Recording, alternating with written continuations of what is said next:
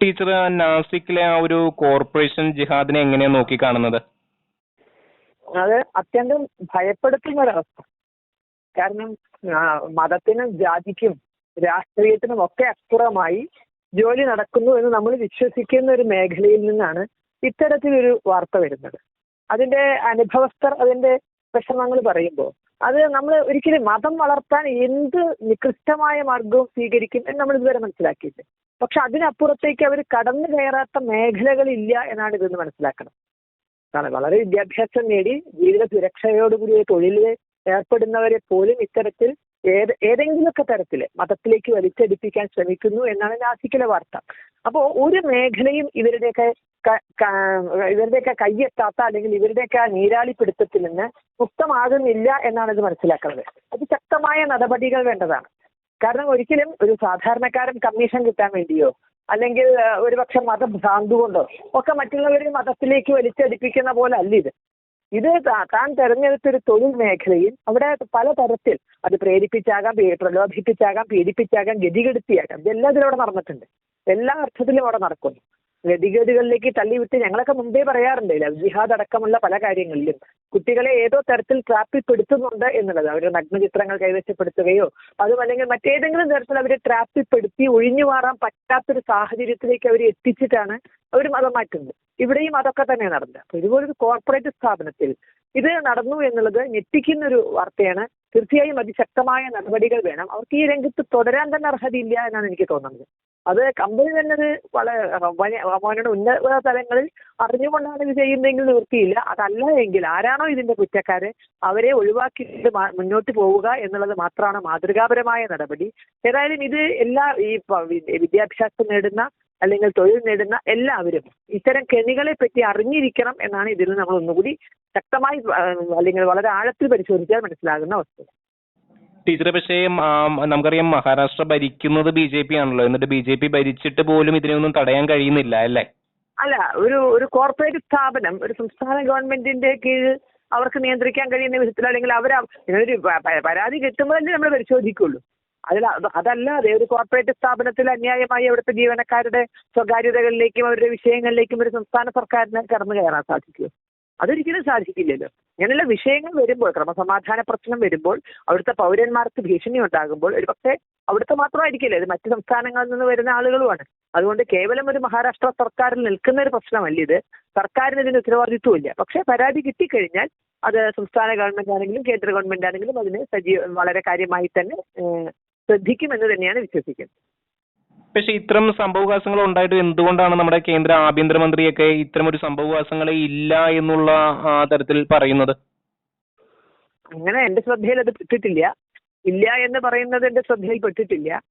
അതെന്തുകൊണ്ട് അങ്ങനെ പറഞ്ഞു എങ്കിൽ അതെന്തുകൊണ്ട് പറഞ്ഞു എന്ന് എനിക്ക് പറയാം. കാരണം ഞാൻ അങ്ങനെ ഒരു പ്രസ്താവന കണ്ടിട്ടില്ല. അതുകൊണ്ട് ഇതിനെതിരെ അപ്പോൾ ശക്തമായിട്ടുള്ള നിയമനിർമ്മാണം ആവശ്യമുണ്ടോ? അപ്പോൾ അല്ല, നിലവിലുള്ള നിയമങ്ങൾ തന്നെ പര്യാപ്തമാണ് എന്ന് വിശ്വസിക്കുന്നു. നിയമങ്ങൾ ഇല്ലായല്ലോ, അവ കർശനമായി നടപ്പാക്കായല്ലേ. പലപ്പോഴും നമ്മൾ ഇതെല്ലാം കുഴപ്പമില്ലാതെ നടന്നു പോകുമെന്നൊരു ധാരണയുടെ പുറത്ത് പോവുകയാണ്. നിയമങ്ങൾ നിലവിലുണ്ടല്ലോ, അതിനെ നടപ്പാക്കുക. ഏതായാലും മതമാറ്റമടക്കമുള്ള വിഷയങ്ങളിൽ ശക്തമായ നിയമനിർമ്മാണങ്ങൾ അതാത് സംസ്ഥാന ഗവൺമെന്റുകൾ, പല സംസ്ഥാന ഗവൺമെന്റുകൾ ഇപ്പോൾ എടുക്കുന്നുണ്ട്.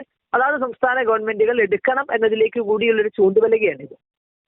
ഇതില് പെൺകുട്ടികളുടെ ഭാഗത്തും തെറ്റില്ലേ? ഒരുപാട് തെറ്റ് അവരുടെ ഭാഗത്തും ഇല്ലേ? അങ്ങനെ നമുക്ക് പറയാൻ സാധിക്കും. അങ്ങനെയാണെങ്കിൽ ഏത് സ്ത്രീ പീഡനത്തിലും പെൺകുട്ടികളിൽ നമുക്ക് കുറ്റം ആരോപിക്കാം. അവർ പോയിട്ടല്ലേ, ഇവര് വിളിച്ചപ്പോൾ അവർ പോയിട്ടല്ലേ, അല്ലെങ്കിൽ അവരിത് എടുത്തിട്ടല്ലേ എന്നൊക്കെ ഒരു ധാർമ്മികമായ കുറ്റം നമുക്ക് അവരിലും ചാർത്താം. അതുകൊണ്ട് ആസൂത്രിതമായ ഒരു ട്രാപ്പിനെ നമുക്ക് മറച്ചു വെക്കാൻ സാധ്യമല്ല. ഇത് കെണി ഒരുക്കി അതിലേക്ക് വിളിച്ചു വരുത്തുകയാണ്. അതിൽ ചെന്ന ഇരയാണോ അപ്പൊ കുറ്റവാളി? അത് ഏത് സ്ത്രീ പീഡനം എടുത്താലും നമുക്ക് പകുതിയിലധികം കുറ്റം വേണമെങ്കിൽ പെൺകുട്ടികളെ ചാർത്തി കൊടുക്കാം. അതോ പക്ഷെ നമ്മളെ നിയമം ഉണ്ടാക്കുന്നത് അങ്ങനെയല്ലല്ലോ. അവരെ പെടുത്തുന്നവരുടെ മേലല്ലേ നമ്മൾ നിയമം ഉണ്ടാക്കുന്നത്. അത് പെൺകുട്ടികൾക്ക് അവിടെ ധാർമ്മികമായ ചിന്തയുണ്ടായില്ല, അല്ലെങ്കിൽ അവര് സദാചാരം പാലിച്ചില്ല എന്നൊക്കെ പറഞ്ഞുകൊണ്ട് നമുക്ക് അവരെ കുറ്റപ്പെടുത്താൻ സാധിക്കും? ഇല്ലല്ലോ.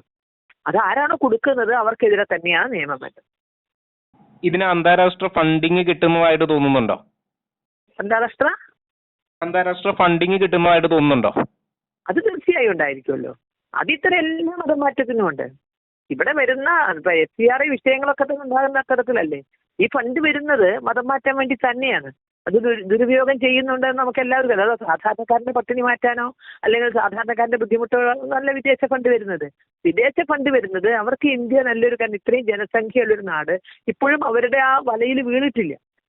പലപ്പോഴും പടയോട്ടങ്ങളോടൊക്കെ തന്നെ പല രാജ്യങ്ങളും വീണ് കഴിഞ്ഞു. അത് അമേരിക്കയാകാം, ഓസ്ട്രേലിയയാകാം, ആഫ്രിക്കയാകാം, ആരുമാകാം.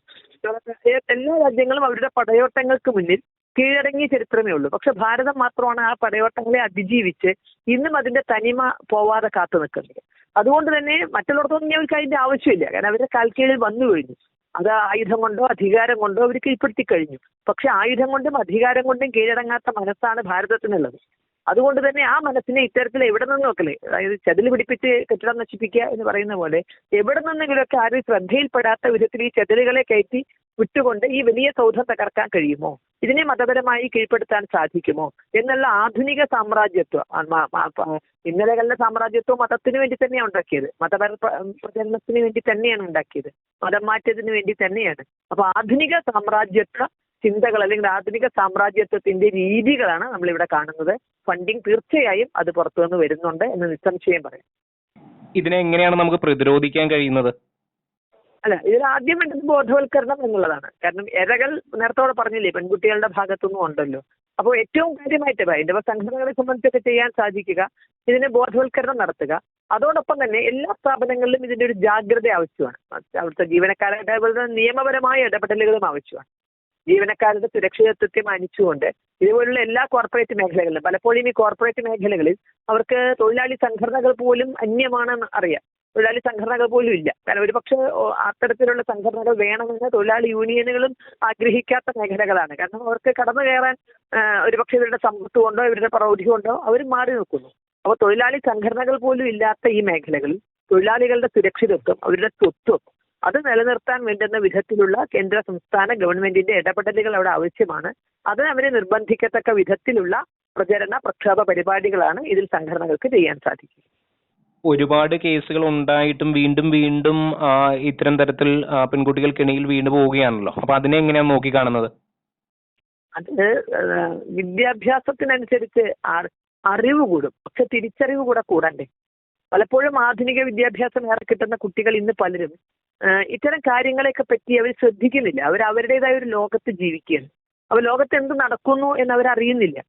അവർക്ക് അത് രാഷ്ട്രീയമാകാം, സാമൂഹ്യമാകാം, ഇത്തരം വിഷയങ്ങളെ പറ്റി അവർ അല്ലെങ്കിൽ അവരുടെ ഒരു പ്രയോറിറ്റിയിൽ വരുന്ന കാര്യങ്ങളല്ല ഇതൊന്നും. അപ്പൊ നമുക്കറിയാം, ഇപ്പൊ നമുക്ക് ഏത് താല്പര്യം അതനുസരിച്ചാണ് നമ്മളുടെ സോഷ്യൽ മീഡിയ എടുത്താൽ അതിന്റെ നമ്മുടെ താല്പര്യം അനുസരിച്ചുള്ളതാണ് നമ്മുടെ അകത്ത് കയറി വരുന്നത്. ഇതുപോലെ അവരുടെ ഒരു പ്രയോറിറ്റിയിൽ അല്ലെങ്കിൽ അവരുടെ ഒരു ചിന്തയിൽ ഇത്തരം കാര്യങ്ങൾ വരുന്നില്ല. ഇത്തരം കെണികളെ പറ്റിയോ അല്ലെങ്കിൽ അതിനെപ്പറ്റി ഒരു തിരിച്ചറിവ് നേടാൻ അത്തരം വാർത്തകൾ പോലും അവരുടെ പേരിൽ എത്തില്ല. അവർ ചിലപ്പോൾ ഒരു പക്ഷേ ഫാഷനെ പറ്റിയോ അതും അല്ലെങ്കിൽ മറ്റേതെങ്കിലും ഒക്കെ ഏതെങ്കിലും ബ്ലോഗ് കുക്കിംഗ് വ്ളോഗ് ഇങ്ങനെയൊക്കെയാണ് ഇന്നത്തെ കുട്ടികളുടെ പ്രയോറിറ്റി വരുന്നത്. അപ്പോൾ അവര് അറിയുന്നില്ല എന്നതാണ് സത്യം. അപ്പൊ അവരൊക്കെ അറിവിനോടൊപ്പം തിരിച്ചറിവും ഉണ്ടാക്കിക്കാൻ നമ്മൾ വളരെ കാര്യമായി പരിശ്രമിച്ചേ മതിയാവുള്ളൂ. ഇതിന്റെ ഒരു ഒടുക്കം എവിടെ ചെന്നായിരിക്കുമെന്ന് തോന്നുന്നുണ്ടോ? ഇതിന്റെ ഒരു അവര് സമ്പൂർണ്ണ ലക്ഷ്യത്തിലേക്ക് എത്തുമോ ഇങ്ങനെ? കാരണം നമ്മൾ എത്ര ബോധവൽക്കരണം നടത്തിയിട്ടും ഇല്ല എത്തില്ല. കാരണം ഇത് ഭാരതമാണ്. ഇവിടെ അവർക്ക് ആർക്കും വിജയിക്കാൻ സാധിക്കില്ല. യൂറോപ്യന്മാർക്ക് കഴിഞ്ഞിട്ടില്ല, മുഗളന്മാർക്ക് കഴിഞ്ഞിട്ടില്ല, സുൽത്താന്മാർക്ക് കഴിഞ്ഞിട്ടില്ല. പിന്നെയാണോ ഇവർക്ക് ഇപ്പൊ വരുന്ന ഇത്തിരി പണം വെച്ചുകൊണ്ട് അവർക്ക് ഇത്തിരി അസ്വസ്ഥതകൾ ഉണ്ടാക്കാൻ പറ്റും. ഏതായാലും ആയിരങ്ങളെ അവരുടെ കെണിയിലേക്ക് പെടുത്താൻ സാധിക്കും. പക്ഷെ ഭാരതത്തിന്റെ ഒരു മനസ്സ് വെച്ച് ഈ ചതിയൊക്കെ തിരിച്ചറിയുകയും ഇതിൽ നിന്ന് രക്ഷപ്പെടുകയും ചെയ്യും. ഒരിക്കലും അവരുടെ ലക്ഷ്യം അന്തിമമായി ഈ ഭാരതത്തിൽ നടക്കും.